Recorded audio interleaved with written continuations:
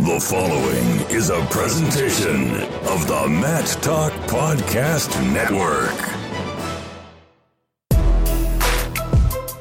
You are now tuned in to the PA Power Podcast, College Edition, featuring Mason Beckman and Tristan Warner. PA Power Wrestling. Pennsylvania is wrestling. Welcome in, wrestling fans. You are now dialed into the PA Power College Podcast. And as Jason Bryant of the Matt Talk Podcast Network said, I'm Tristan Warner, joined by my main man, as always, Mason Beckman, a.k.a. Beck Diggity. Mason, here we are again. About a week out from the NCAA tournament. Hard to believe we've made it this far. Hard to believe we've made it this far, but I'm jacked up. Brackets came out today. You know, we're recording this on Wednesday, so brackets just came out a few hours ago. My alma mater won a conference title this weekend. High school states are coming up this weekend, so a bunch of the kids I coach are competing in a few days. It's the best time of year, man. We got states this weekend and NCAAs next weekend, and that means I've got 2 short work weeks. You can't beat it. You can't beat it. And yep, folks, as you heard, Lehigh did get the EIWA title for the first time in over a decade, as I've heard Mason say about 3 times now. So fans, Yep. PA Power fans, be prepared to hear a lot about Lehigh in this next hour. Well, I think that's kind of the norm. That's true. But at least this time you actually have a reason. Easy. Not that you wouldn't on any other occasion. But we also have Right. a very important guest, Ryan Preisch, joining us. Brackets just came out, number 3 seed at 184. Like his spot on the bracket, real good shot of making the semis, I would say, have a battle with probably Miles Martin. But yeah, good interview with Preisch coming up at the end of this episode. Yeah, awesome interview with Ryan Preisch, and that provides a great segue to my outstanding wrestler of the weekend is Ryan Preisch. Was named the OW of the EIWA tournament. He pinned 3 of his 4 guys, and he also won the most falls in least amount of time award. His win in the finals was the one that clinched the team title for Lehigh, the first time in 12 years. So just all around, Preisch looked great. Huge win for him as well as for Lehigh. So I'm going to agree with the coaches at the EIWAs and go with Ryan Preisch for my OW. Yeah, I mean, there's so many OWs you could pick if we're looking at all of the conference tournaments. Some guys who jumped out at me. Well, you got Tomasello and Aymar winning their 4th Big Ten titles, so congrats to them. Obviously looked pretty tough. Chad Walsh avenges a loss, early season loss to Chance Marsteller in the EWL's definitely premier matchup, definitely one that we were all looking forward to seeing. Unfortunately, PA guy comes up on the short end of the stick there with Chad Walsh. Joey McKenna is looking on fire right now. His Big Ten final, 13-0, I think it was, over a tough PA, Mikey Carr. So, didn't give up a point all weekend. Yeah. He's back to New York City, McKenna that we saw at Madison Square Garden 2 years ago. Right. So yeah, I think those are all great points. Tomasello and Aymar being the 15th and 16th guys to ever win 4 Big Ten titles. That's amazing. So congratulations to both of them. The cool thing I thought about Aymar's was that him and his coach, Coach Heffernan also won four Big Ten titles, and they're the first ever coach-athlete duo to both have 4. So I think that's very cool. And Tomasello and Aymar have both won it at least 2 different weights. Is that right? Yeah, I didn't even think about that. Yeah, because NATO won at 33 and Aymar started at 57. So that's interesting. That's pretty cool. So, challenge bricks of the weekend. I'm sure we could throw these at a lot of things. The first one, which has been a topic that's kind of already been beaten to death, but it's worth rehashing. This injury defaulting out of conference tournaments crap. It's exactly that. It's crap. And it is affecting guys' seeds, brackets, and everything came out today, obviously. But, look, I'll say this. If you default out, they should all count as official losses, and it should directly impact your seed. Because the reality of it is, it didn't affect Nolf or Mikey Kemmer's seeds. I guess it probably affected Nolf's, because I guess if he wins, he's probably the one, but it didn't really affect Kemmer's because Kemmer, he goes and Mikey got beat by Micah Jordan, and then he defaults out and he gets seated. Did he get seated? No, I guess he is ahead of Micah. So I don't know. The whole defaulting out, I think there needs to be a much clearer, more direct, I don't want to say punishment, but result of it. You know what I mean? You can't just default out and then have it floating out there in dead space and nobody knows how it's going to be handled by the seating committee.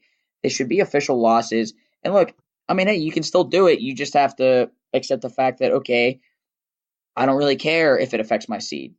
You know, if that is the case, do Suriano, Nolf, Cameron, all those guys,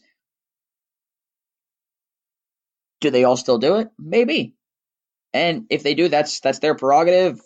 More power to them. I'm sure Jason Nolf really doesn't freaking care where he's seated.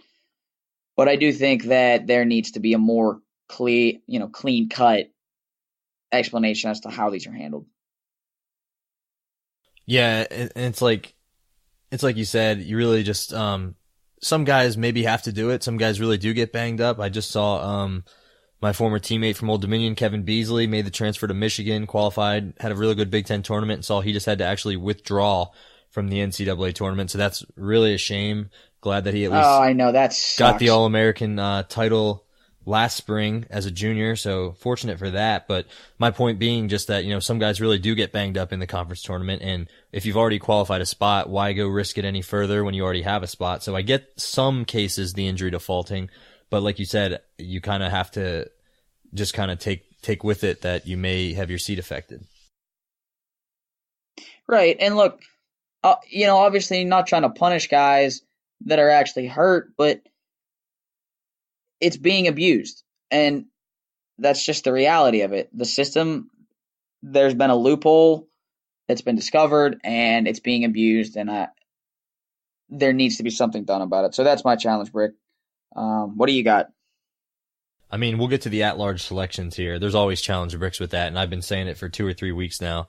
I think the last 2 episodes I mentioned at-large bids as a challenge brick, just as a preemptive measure, because I just knew there was going to be some stuff going on that people were going to be, hot and bothered about. But I guess my only other challenge brick of the week, which I just kind of briefly saw today, had it brought to my attention. Did you happen to see the video that Flo put up about Suriano?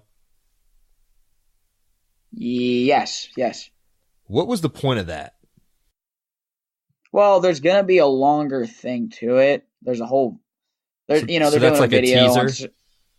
Yeah, it's a trailer. Okay. Now, what I do think is, I guess it's kind of the nature of it, but the soundbite in there of Suriano saying they tried everything they could to not make it happen, them not giving context, which I get drives traffic and everything. I don't know. I'm kind of with you. Like, what's the point? Yeah, at this point in the year, it's been so long now. I feel like, everyone thinks of Nick Suriano as a Rutgers guy now at this point. It's been, if this was August and you put that out, but at this point, I just feel like you're stirring up trouble that isn't really there. Penn State and Rutgers, I don't necessarily see them as, a huge rivalry at this point, or, I don't know. I just didn't really understand what the point of that was. No, me neither, but whatever. So, follow up on last week, there was a question about PA natives that are Division I head coaches. I actually kind of dove into this, put together a list of everybody that I could think of and that I could find. The list includes Pat Santoro at Lehigh, Keith Gavin at Pitt, Kerry Colad at Campbell, Scotty Moore at Lock Haven, Roger Reyna at Penn, Coach Ferraro at Clarion, Teague Moore at American, Tony Roby at Virginia Tech, Rob Cole at Cornell, Jay Weiss at Harvard, John Hange at Rider, as well as Matt Storniolo at Northwestern. We still could have missed some. I'm going to say that right now. Comprehensive list there. Right. But I think that's a pretty comprehensive list. And it is impressive that you got, 12? 12 guys that are Pennsylvania natives that are Division I head coaches right now when you only have 77 programs. So that's 1 in every. You don't have Coleman Scott on that list. Coleman Scott. Okay, 13. See, I told you I forgot. I was going to forget. Definitely some more on there. I could. Yeah, definitely some more. Right. So that's basically 1 in every 6 Division I head coaches is a Pennsylvania native. As it should be. That's pretty cool. PA power. Right. And while we're on PA power, well, we're always on PA power because that's the network. But either way, qualifiers by home state for Division I. Once again, not a surprise. Pennsylvania has the most, and it's not even close. Pennsylvania's got 53. Ohio is second with 30. Almost double for Pennsylvania. So PA 53, Ohio 30, Illinois 27, New Jersey 21. I do find it interesting. I don't say this in a spiteful manner. I genuinely find this interesting. California is a great wrestling state, and they produce, obviously, a ton of kids. I do find it a little funky that they don't have more Division I qualifiers, but maybe, I don't know, maybe California's on the come up. Not a whole lot of D1 teams out there either. Yeah, that could be part of it too, is that it's a little harder for those guys to get recruited, or I don't know. Or maybe they choose other sports because they have to go further to wrestle. But speaking of programs out that way, did you see Fresno State in their first year back with a program, 2 national qualifiers? Yeah, good for them. I actually am surprised they didn't have more. They had a pretty solid team at times this year. I mean, I wrote a freelance article for Win Magazine in the fall previewing their team this year, and I'm not sure that all the guys that were on their roster even eventually made it onto the starting lineup. Maybe some of them redshirted or just, I don't know, maybe they were ineligible for a transfer or something, but they had if you look at their roster, not only was, I think, all 18 or 20 kids on the roster were all from California, but there were some studs on that team. One of my old teammates, Emilio Saavedra, Midlands champ, I think he might own a win over you, Mason, at Midlands one year. Yeah. I don't want to talk about it. He's on the team. I'm not sure that he cracked into the lineup this year. I'm not sure what happened with that, but I mean, I'm just saying Fresno has a lot of talent. No argument there, and I think Coach Steiner he's clearly already doing a great job, but I think he will continue to build something pretty cool out there. And did you see their average attendance was like 4,500 people? That's wild. Their average attendance was outrageous. The Fresno Valley, and not that this is news, the Fresno Valley is a freaking wrestling hotbed. Those people love it. You know, you saw for their first home duel of the season, their first home duel in, however long, obviously. But the whole city, the whole area was abuzz. Flo kind of did that video that you had local business owners, just people walking down the street all jacked up about the fact that Fresno State wrestling was back. So that's awesome. Good for Fresno State having their first 2 national qualifiers. Good for Coach Steiner. And hopefully those guys, as long as they're not wrestling Pennsylvania guys, hopefully they cause some damage. Yeah, and Mason, before we get into our conference recap, I just realized we just totally did skip over our challenge brick about the at-large bids. Did you have any specific complaints or anybody that you think really got snubbed? So the thing that I think sucks about it, they do it by this whole big disaster of a matrix that, because I don't have a quantum physics degree, I don't fully understand, nor do I care to understand it if I'm being totally honest. But because I just don't want to take the time to sit there and do the numbers and run the numbers. But more importantly, there's no transparency, and that's what I think is crap. They don't release, or at least at this juncture, they haven't released the final RPI, nor have they released the final coaches ranking. Now, I think they eventually do, but I think they need to do that beforehand. I think as soon as that information is available, it ought to be released so that programs and kids have an understanding of where they're going to get lined up. I think that, I don't know, man. It's hard for me to say, and I don't want to sit here and, just go to town and bash the seating committee, because I actually, across the board this year, I thought the seating committee did a pretty freaking good job. I think there were some weights where they were put into a corner where there was no real right or wrong answer. And I thought for the most part, they did an outstanding job, and they obviously do a lot for the sport, with all the time and effort that those guys put in. So I'm not going to sit here and go to town on that, because I don't think that's right, and I don't think it would be indicative of their body of work. But I do think that there needs to be more transparency before the at-larges are released, if that makes sense. Yeah, and that was what my challenge brick was the last 2 weeks when I basically just said it's just very unclear on how the at-larges are picked. It almost seems political at times, where it almost seems like you're just picking guys from teams because of what singlet they wear. It just doesn't, it's not consistent. That's the biggest thing I've said. And I think maybe this year better than some other years. Not any glaring examples maybe, but definitely guys like Ian Parker. I saw a list where he was the number one guy listed as guys who got snubbed on an at-large bid. I mean, he had a win over Dean Heil this year. He beat DeSanto, even though he's up a weight now. I mean, that's definitely a quality kid, but yeah, I mean, I guess you can't do it perfectly, so. Right. Yeah, I mean, when you're trying to fit 330 guys into the brackets, it's going to, not everybody's going to agree with every pick, and that's just the nature of the beast. So anyway, let's rock and roll on into results. Got to start with the Big Ten, right? So 25, we've already touched on it a little bit. Suriano makes the semis and defaults up top, which puts Ethan Lezak in the finals up top. Lezak looked good, man. He looked like his backpack himself from last March. So it begs the question, is Lezak going to cause the same kind of problems in Cleveland that he did in St. Louis last year? And now we're not going to dive into a preview of the brackets this podcast. We'll release one on Monday with our previews and predictions, just because we haven't had enough time to really dive in and kind of tear the brackets apart and analyze matchups. So we'll get you guys that Monday, but I will say that Lezak looked really good. He turned everybody he wrestled, even in the match he lost against NATO. So, that leads into the bottom half of the bracket. Tomasello beats Spencer I think in the last 20 seconds, he takes him down to win 2-1. Tomasello obviously took neutral. I thought both guys wrestled great. Man, the thing that impressed me was, and I actually think I said it after Spencer and Tomasello wrestled the first time, I wasn't sure if I thought Spencer could consistently get to his legs. Man, Spencer had a couple of great leg attacks that just really, really nice shots. And I'll give Tomasello all the credit in the world because he found a way to wrestle himself out of them and keep himself in the match to win it with that shot in the end. So that was a really fun way to watch at Big Tens, and I think it's going to be an even better weight at NCAAs. Yeah, and then like we said, Tomasello goes on to win the weight, beats Lezak in the finals. Lezak did look good though, even in that finals match. I think it was 8-5, something like that.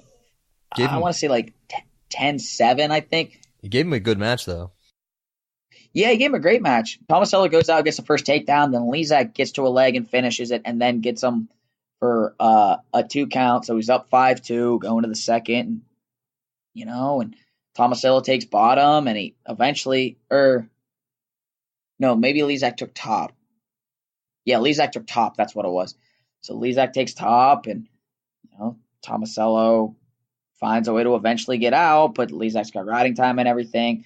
I just think the motor that Tomasello has is what won that match, and Ethan Lezak does a lot of great things, and it looks like his weight cut is getting better and better, but I don't think he'll ever be a guy that is winning matches in the 7th minute. I just don't think it's, that's just not necessarily his MO. And Tomasello is a guy that no matter who you are is going to wear you down. So that kind of looked like it caught up in the end. 33, not a ton to dive into here. Luke Pletcher and Stevan Micic, they held serve. Pletcher won a wild match with Mitch McKee in the semis, but that's kind of Pletcher's MO, man. He's a winner. He does his thing and finds ways to get his hand raised. Stevan Micic, he's just that good. He beats Pletcher in the finals pretty handily, and this is the Micic that we thought we would see all season. Yeah, Micic is looking pretty scary good right now. At one point this year, it definitely looked like Gross was running away with it at 33. At this point, I'd say he's still the favorite, but, Micic definitely seems like a contender. Right. I think Micic is the only guy. Well, I think Cade Brock could beat Gross too, but that's a style thing, and we'll get into that when we talk about Big 12s. 41, Mikey Carr wrestled outstanding, beat Nick Lee in the semis, and I thought Leo, for the most part, wrestled really well. I just thought Mikey Carr looked great. Joey McKenna, is just on another level than everybody else in the Big Ten right now. McKenna's a national title contender. I think the rest of that weight are guys that are wrestling for that 5 through 8 All-American range. And I don't mean that as an insult. I just think that weight, that top 4 or 5, those top 4 or 5 guys are so good when they're on. You know, you have Meredith and Ironman and Diak Mahalis and Joey and Kevin Jack, although he took a funky loss, but you have Kevin Jack. And then Heil, if he's on, you know, those are 6 guys that are all, frankly, in just about any other weight, a clear number 1. So I don't want to say in any other weight, but in a lot of other years, so to speak. So, yeah, I think that McKenna just looked really good, and that's really all there is to make of that. 49, Zane and Sorensen. Zane, you know, kind of struggled, really didn't get very close to having a leg attack on Sorensen, but Zane does the dirty work. He rides him out, gets an escape, 2-0. What do you say, right?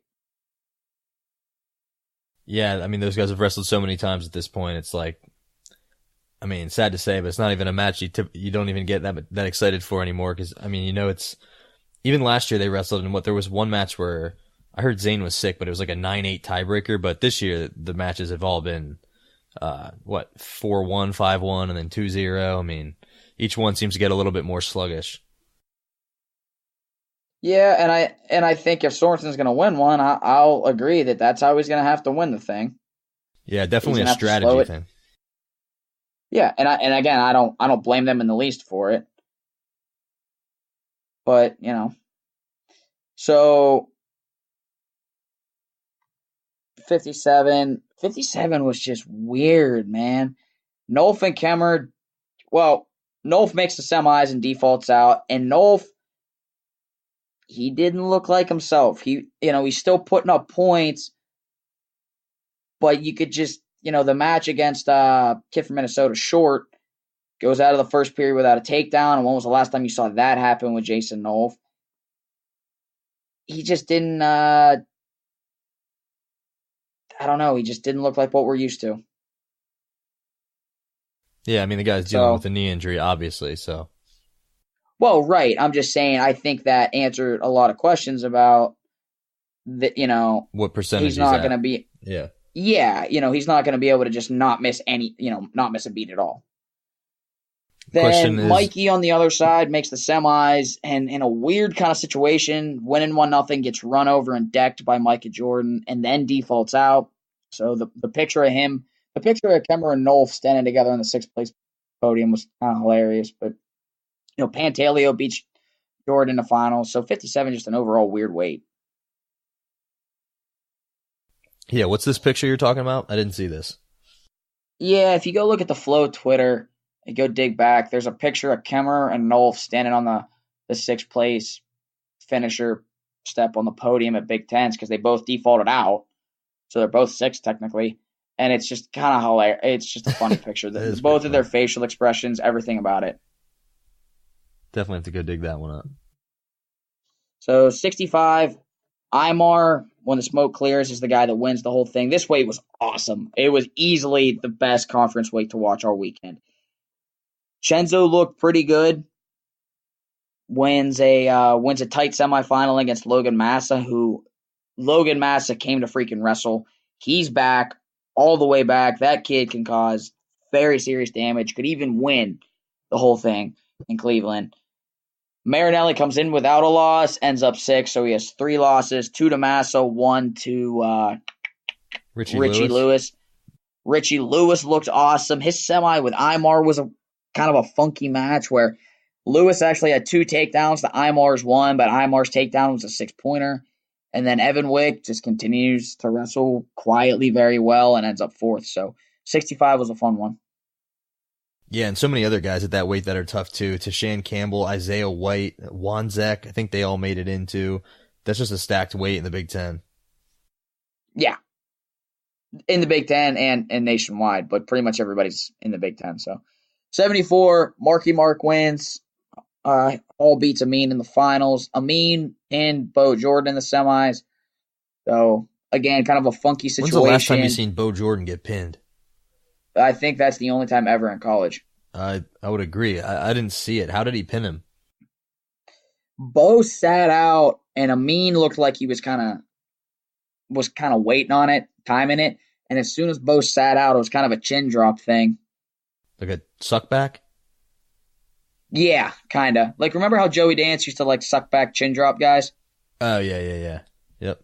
Yeah, something kind of similar to that. I thought you were going to say hit the old assassin. That's your favorite move, right?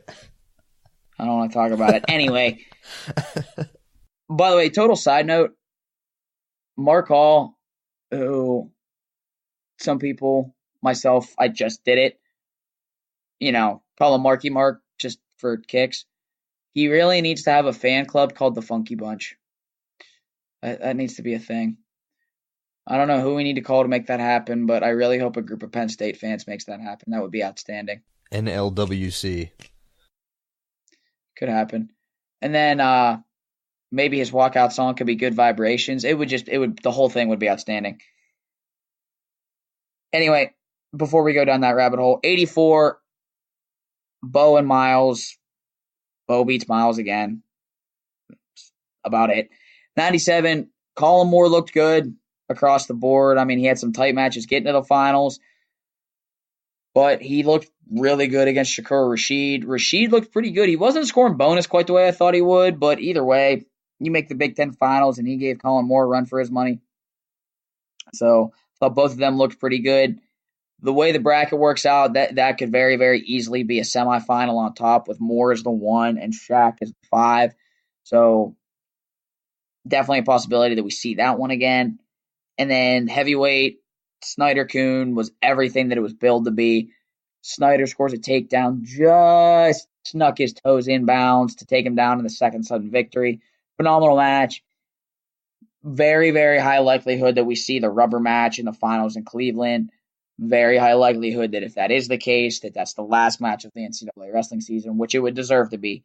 So great stuff all around. Tristan, you got anything on those last 3 weights?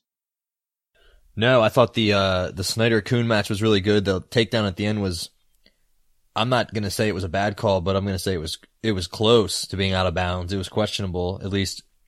I mean, like another centimeter, those guys might be out of bounds. So, really interesting stuff. Kuhn, impressive to fend off that first low single attempt that Snyder hit, and he like crotch locked him and then came up over top and got out of it somehow. And that was impressive for a big man to, I don't know if you call it scrambling, but to have that solid of defense. So, I mean, those guys, he almost scored out of it. That's what I'm saying. Yeah. Right. It was actually, I thought it was a phenomenal exchange by both guys. Kuhn to fend off the shot, turn it into his own offense, and then Snyder to continue to wrestle and not give up points. It was awesome on both guys' parts. So yeah, that's the Big Ten. Ohio State wins the team title by 16.5 points.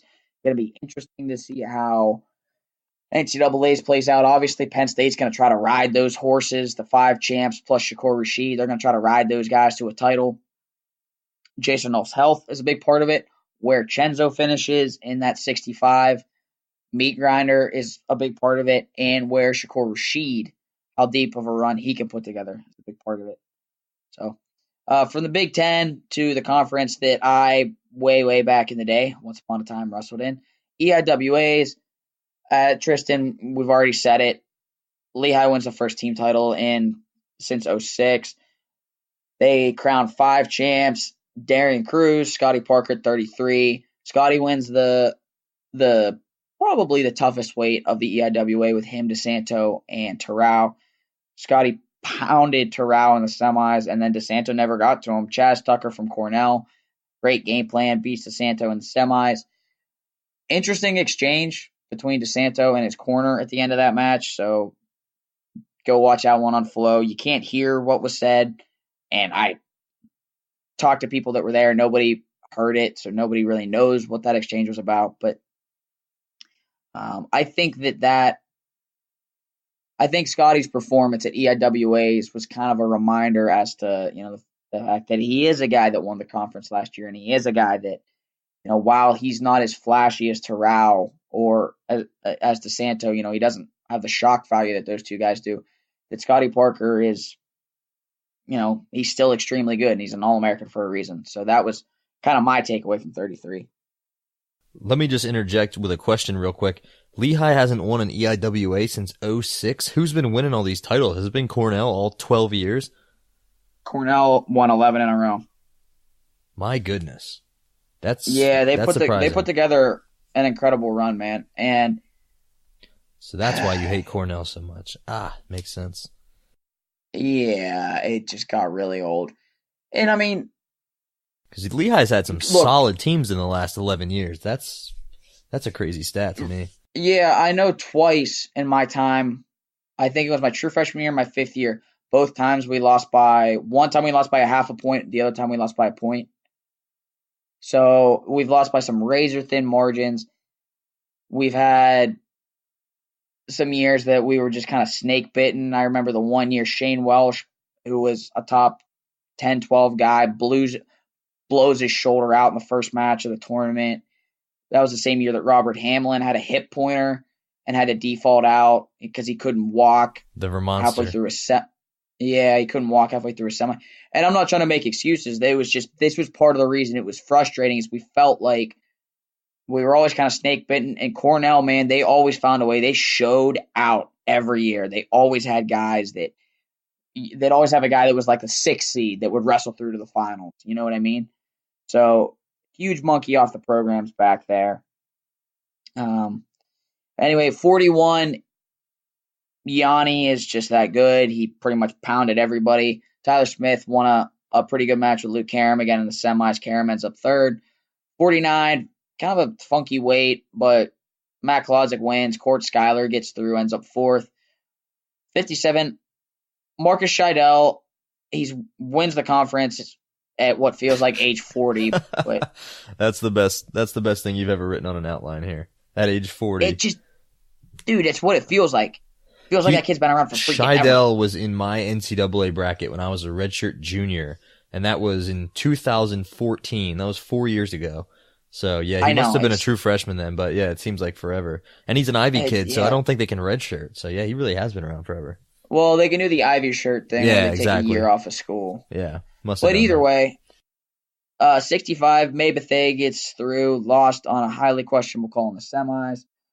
John J. Chavez from Cornell wins the weight. 74, Cutler kind of cruised. He pounded Brandon Womack, a returning All-American in the semis, beats Jadaim Bernstein in a very controlled 2-0 escape ride time point match in the finals. 84, our guest on this podcast, Ryan Preisch, wrestled outstanding, pins 3 or 4 guys. Quite frankly, beat Max Dean like he stole something, then pinned him in the finals.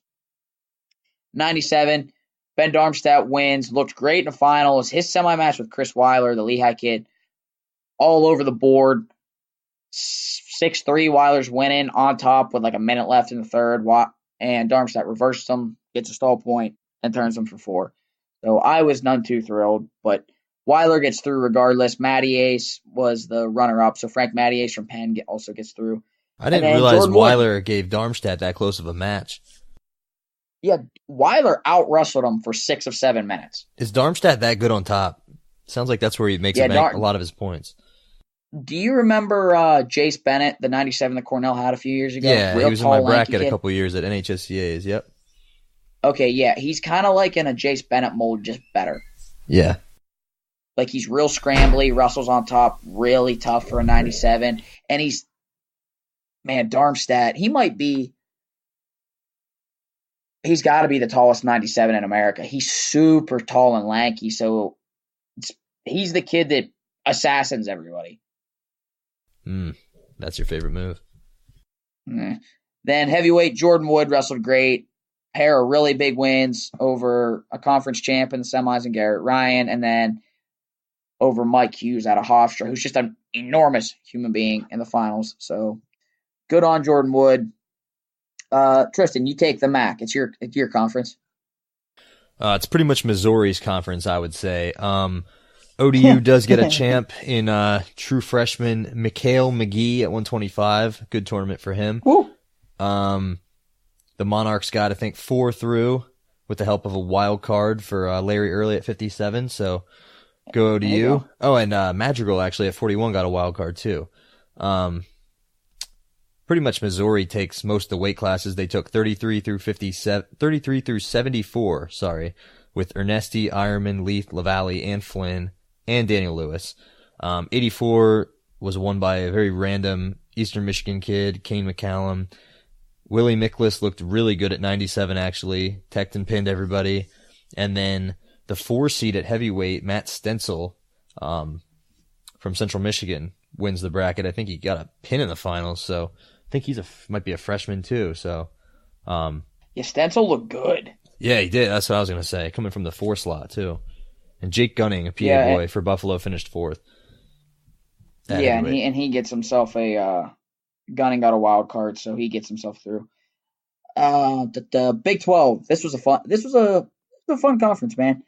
Piccinini pins Zeke Moisey in kind of a funky scramble as Zeke is off and in, but Piccinini came out of it, locks his hands on a cradle, and decks him.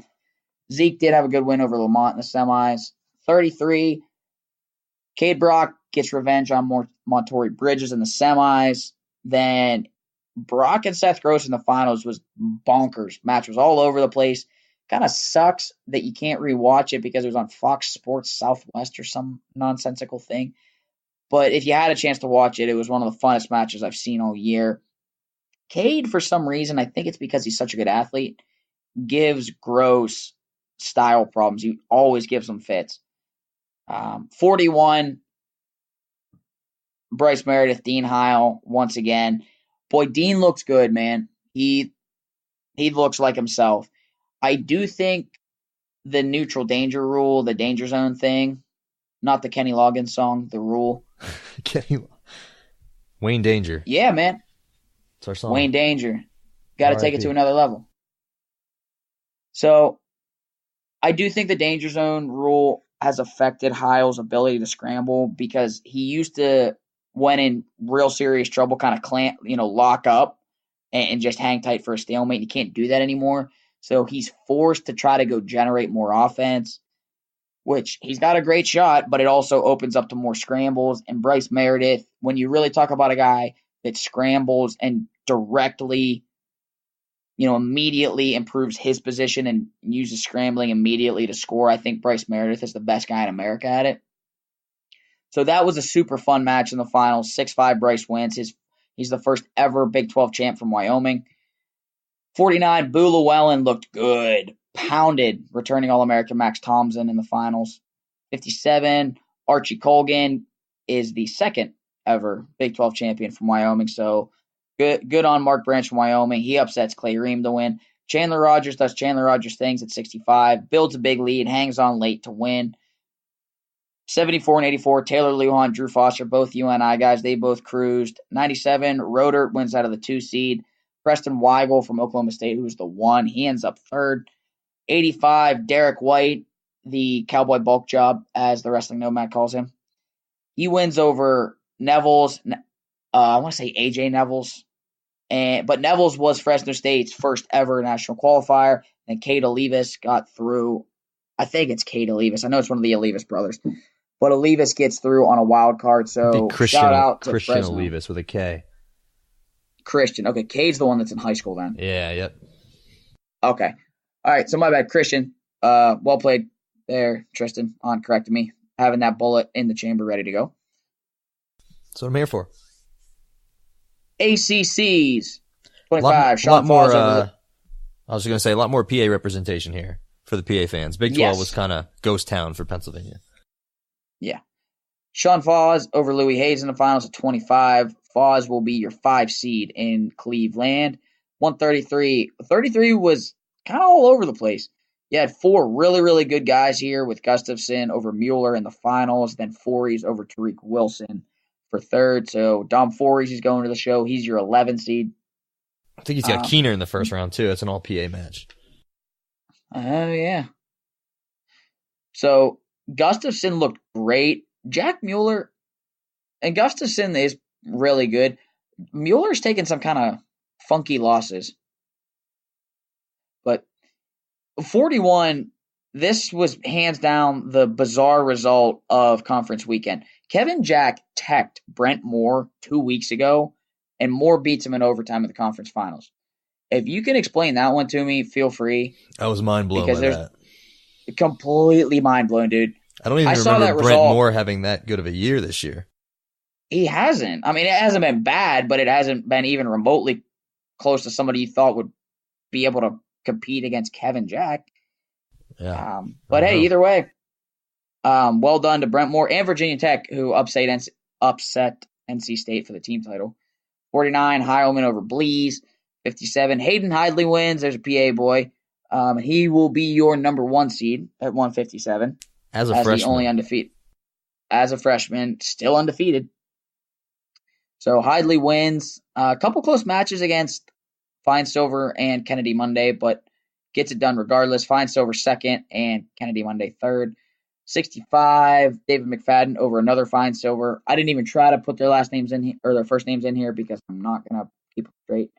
74, Ethan Ramos over Hunter Boland. 84, an all PA matchup here for the 5th time in college. Pete Renda gets the win over Zach Savatsky 4-0. Pete looked good. Real good. Yeah, Pete's looking solid right now. 97, Hot over Machiavello in tiebreaker 2. Kind of a crazy scramble that Hot won to win, I think, 5-3 in tiebreaker 2. And then Casper, the friendly ghost, Jacob Casper, gets the win at heavyweight for Duke. Solomon defaulted out. I think Solomon was actually hurt, not a default to serve some other purpose. Did get the wild card, though. He did get the wild card. I have no idea if he's actually going to wrestle, though. Let's hope so. Right. And then you take the EWL. All right, EWL, I was going to say probably the one that we would talk about least because there's so small brackets, but a lot of PA representation here, I guess. Lock Haven wins the team title, so shouts out to Scott Moore. Congrats on that. They continue to have a good season. Sean Russell and Corbin Myers both win their weight classes for Edinburgh. Probably one of the most head-scratching results of all the conference tournaments that I saw. Evan Cheek from Cleveland State pins Brock Zacherl in the finals at 141. Nuts. Yeah, and Brock was cruising. You haven't seen the match, have you? No, I was just going to say I didn't know what the score was before the pin. Yeah, it was kind of at the end of the first period, and Brock was cruising right along. And I mean, hey, the kid put together a pretty good sequence and a scramble and just clamped him. You know what I mean? But that was a match. Brock, for being upfront about it, was clearly the better. Him. Yeah, good for him. Yeah, right. I mean, it was a great sequence. But yeah, I thought that's not a match Brock would lose again, is what I'll say. Then moving up 149, Ronnie Perry for PA gets a title. 57, shouts out to a local District 3 boy from East Pennsboro, Alex Clucker. Wins the tournament from the 3 seed, upsets former All-American BJ Klagan from Ryder, and then beats Shomers from Edinburgh. I'm pretty sure Shomers got an at-large bid, but I'm not sure if Klagan got one. Do you know? I don't know, actually. That I didn't even think to look for him in the bracket. I'd have to go back through that's a big loss for Ryder, and that's just head-scratching all around because, as we talked about, he's one of the biggest enigmas in college wrestling, but he's an All-American from 2 years ago, and he was in the blood round last year, so not sure if he ended up getting the at-large bid or not, but nonetheless, 165, Chad Walsh avenges his earlier season loss to Chance Marsteller and gets a 2-1 victory on this one. And Mason, I think we kind of previewed this match and talked about this kind of a weird style matchup, totally different styles here. Looks like this time Walsh made the proper adjustments and was able to, I'm not sure how he scored to win 2-1, but looks like he was able to stop Chance's offense. Yeah, I think it was a great game plan by the Ryder coaching staff. I haven't seen the film of that match, so I don't know exactly what happened, but clearly some adjustments made there. Yeah, and just finishing off the results, Dean Sherry from Ryder wins it at 174. Corey Hazel, PA boy from, I think, Penns Valley, gets the win at 184 for Lock Haven. Dustin Conti for Clarion at 197 is your champ, and at heavyweight, Billy Miller from Edinburgh beats Thomas Haynes. And the only other conference tournament was the Southern Conference, the SoCon, but not a whole lot of PA representation there, so I don't know that we have a whole lot to say about it. Right, and honestly nothing crazy. So, you know, there is one thing you and I already kind of discussed this before we started recording. I gotta get this out there. So seeding came out today, and anybody that follows me on Twitter already knows how I feel about this.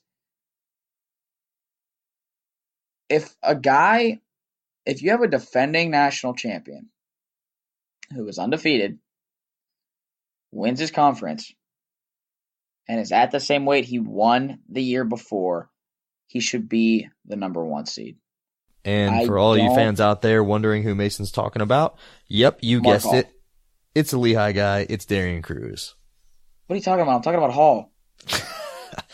Just assumed you were talking about Darian Cruz. I saw you tweeting about it this week. Oh, no, I'm talking about Hall because Hall didn't get the 1. I did see some arguments against Cruz. That's why I thought you were trying to defend his case.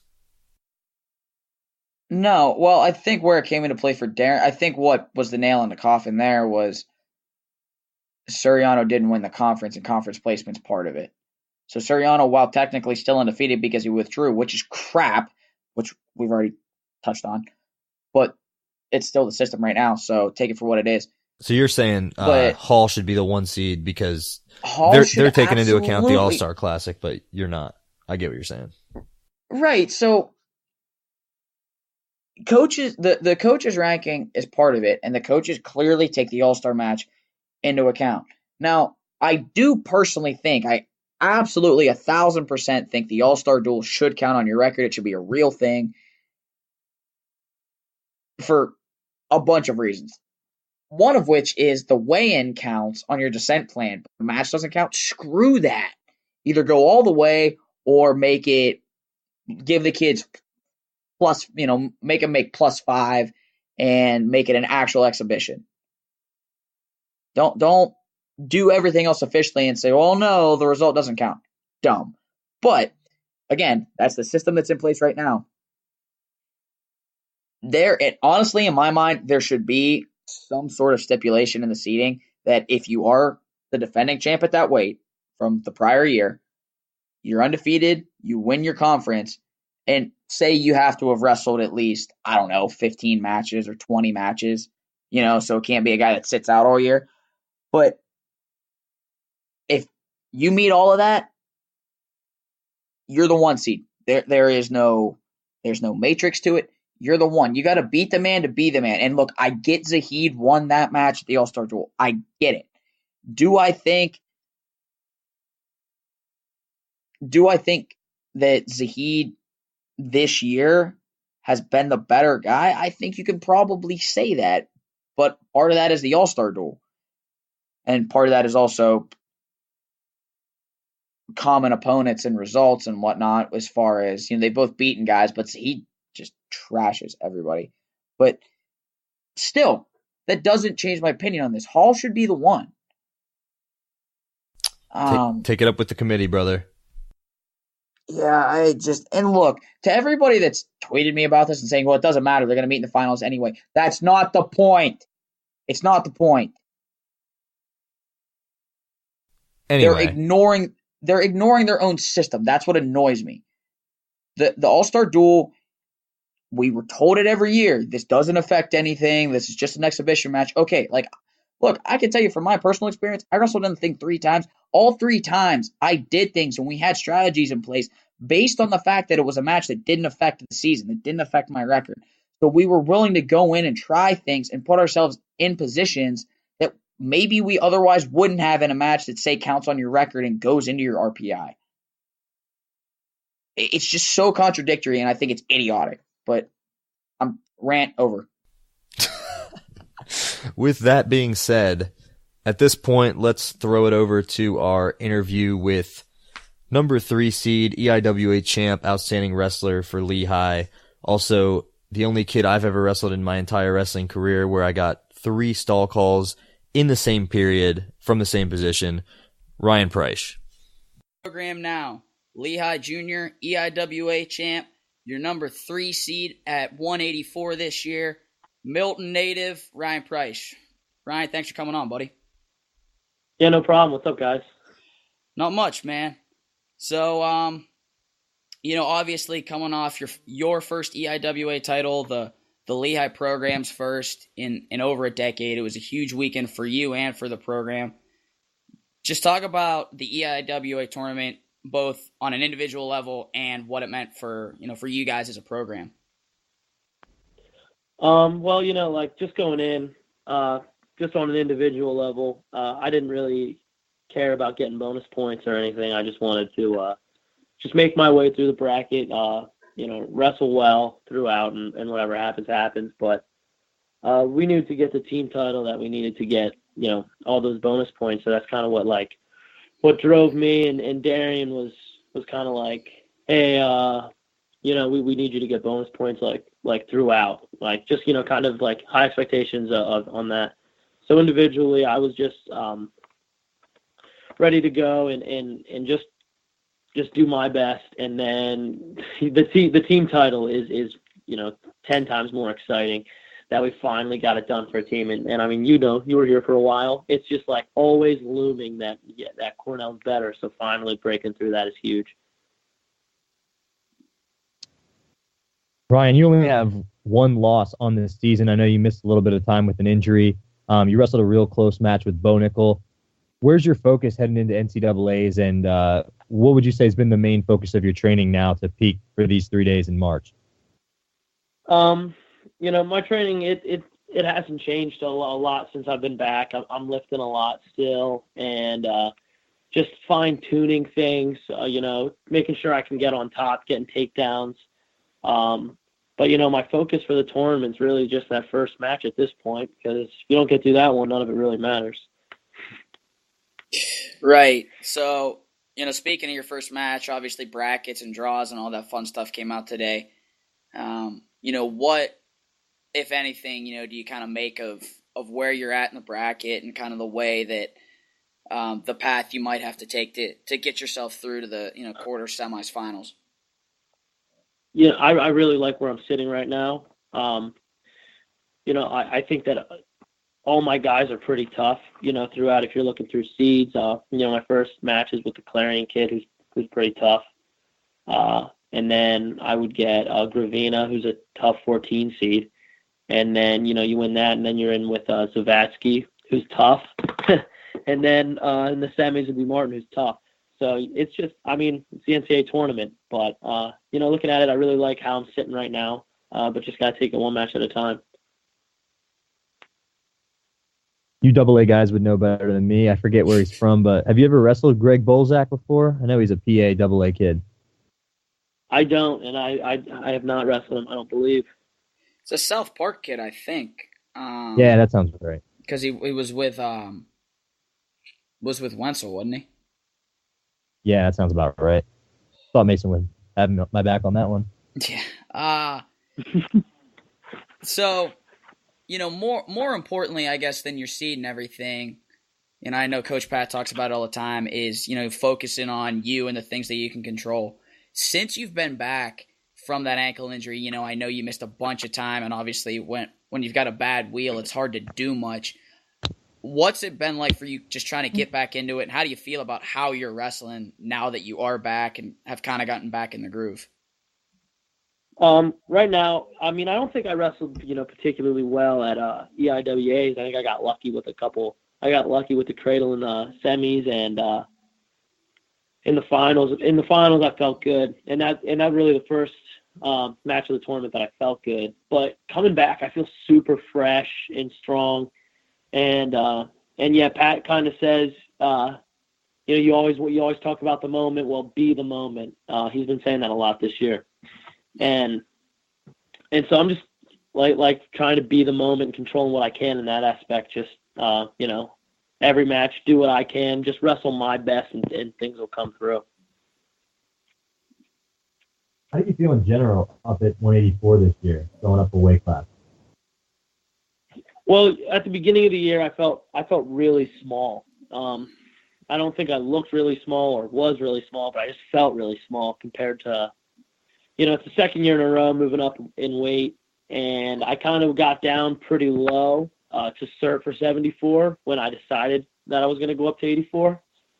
And then really I think the injury was a blessing in disguise because I had the opportunity for like 8 weeks there just to like really focus in the weight room since I couldn't wrestle at all and get big. So I feel like I've really grown into the weight class, and I feel really good now about it.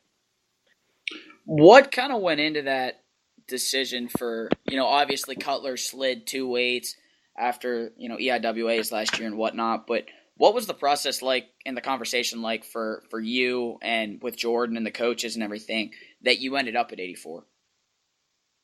So, well, Cutler just gave me a call, and it was after certs, and he was just like, hey, I don't really feel like cutting weight this year, and I kind of want to go 74. Like, what do you think about it?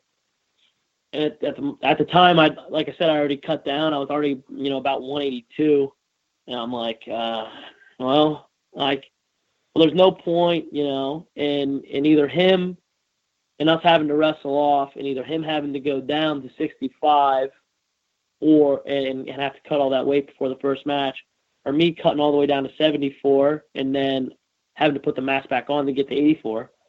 So I just said, like, I went in and talked to Coach Pat before I told him anything. And Coach Pat's like, well, let's just wrestle the first half of the season. Well, you're going to see tough guys at Journeyman. We got Penn State. We have Michigan. See how we do against these top guys, and then we'll reassess. And so, after we both won against Michigan, I had the overtime match where I beat Zavatsky. I had a 3-2 match with Nickel. And so then at that point we were both like, and he had, the same kind of results. And we're like, well, there's no point going down and being right about the same spot. So let's just stay up and wait and enjoy the year more. Ryan, what's your guys' team goal in Cleveland this year? Do you have one? The team goal right now? Yeah. Yeah. We want a trophy, so top 4 this week or next weekend. And we really think, if everyone wrestles well, that we can do it. Right. That was going to kind of lead into my next question. Looking at the way the entire team performed at EIWAs, obviously you never have a perfect performance, but going 5 for 5 in the finals, kind of showing out the way that you guys did. As a group in general, and you're obviously one of the leaders of this team along with Darian. How do you feel about the way the entire group's wrestling rolling into Cleveland? I feel like as a whole, we're wrestling really well. It's hard to say anything else after, you get 5 conference champs in a tough conference. But there's always, things that we all can improve on, But I think, as of right now, confidence is high. Everyone is wrestling pretty well. So if we just go carry that, for another week and a half, 2 weeks, we're sitting pretty. Right. Your first 2 trips, not to bring up bad memories or anything, but, you go, and obviously your first year you had the ankle, which not a lot of people knew about. Last year you wrestle Friday night and you come up a match short of the podium.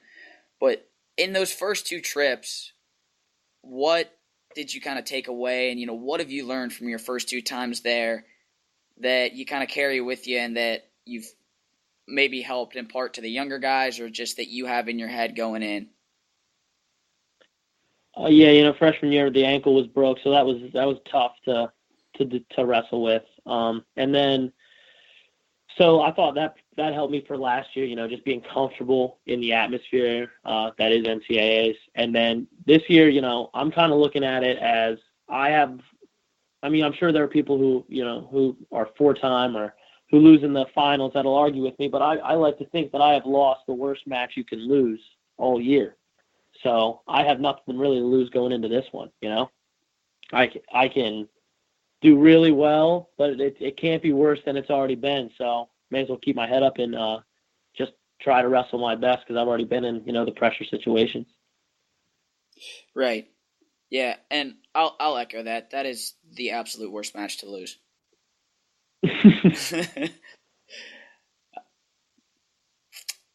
But yeah, man, to be honest, I think that's pretty much, all we really had for you. So we'll, kind of give you the floor if there's anything else you want to get. Oh, wait, time out. Anybody who's from Lehigh who's coming on this show automatically gets a 1 minute free space time here to just make fun of Mason Beckman. Go. Oh, Preisch makes fun of me all the time anyway. Well, PA Power needs to hear it. I'm sure Mason's in there, listening to country music, throwing his hands around, dancing. So he doesn't need me to pick on him at all. He does it to himself enough. I think that's fair.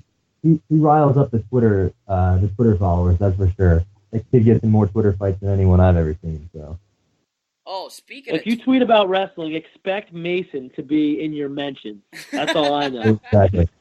Absolutely. Great Twitter account, by the way, Ryan. Incredible Twitter account. Thank you. I try real hard. Yeah, for anybody that doesn't already, Preisch is right is the Twitter handle for our guy here. So give him a follow. You won't be disappointed. And in my own defense on always being in wrestling mentions, which is 100% accurate, dude, retirement's boring. And you know me well enough to know that I'm a wrestling nerd. I'm stuck with it. A wrestling nerd, if there ever was one. Say that again. You got anything else for us, buddy? No, that's all. Well, awesome, man. Just, go ahead. Go Hawks. That's it. That's it. Awesome stuff, man. Thanks for coming on. Appreciate the heck out of it. And, good luck this last week of training. And obviously, we'll see you out there in Cleveland. But light it up, man. Thank you. Appreciate it. Good luck, man. See you on the podium out there. Hopefully. All right. Take it easy, bud. All right. Sounds good. And once again, we thank Ryan Preisch for joining us. Good luck to him and good luck to Mason's Mountain Hawks out there at NCAAs in Cleveland. As we touched on, we will have a full NCAA tournament preview. We'll look through all the brackets and talk about all the, our predictions and especially the PA guys at each weight and how we think their outlook is looking. Mason, before we sign it off, you got anything for our PA Power faithful? Nope. Nothing other than the usual. Thank you guys for following along. Throw questions at us about PA-related things, about whatever you want to ask. Other than that, see you guys in Cleveland. Yeah, I think we got a couple listener questions on Twitter in the last 24 hours that we might have skipped over, but we'll have to throw those in for our NCAA preview. Yeah, we'll cover them. All right, that's going to wrap it up for us at the PA Power College Podcast. Thanks, as always, for dialing in. I'm Tristan Warner. Find me on Twitter at WarnTriz, and you can find Mason Beckman at Beck_Diggity. Visit PAPowerWrestling.com for all your wrestling needs, and be sure to follow us on Twitter at PAPowerWrestle. And go ahead and give us a friend on Facebook. Until next time, stay classy, wrestling fans.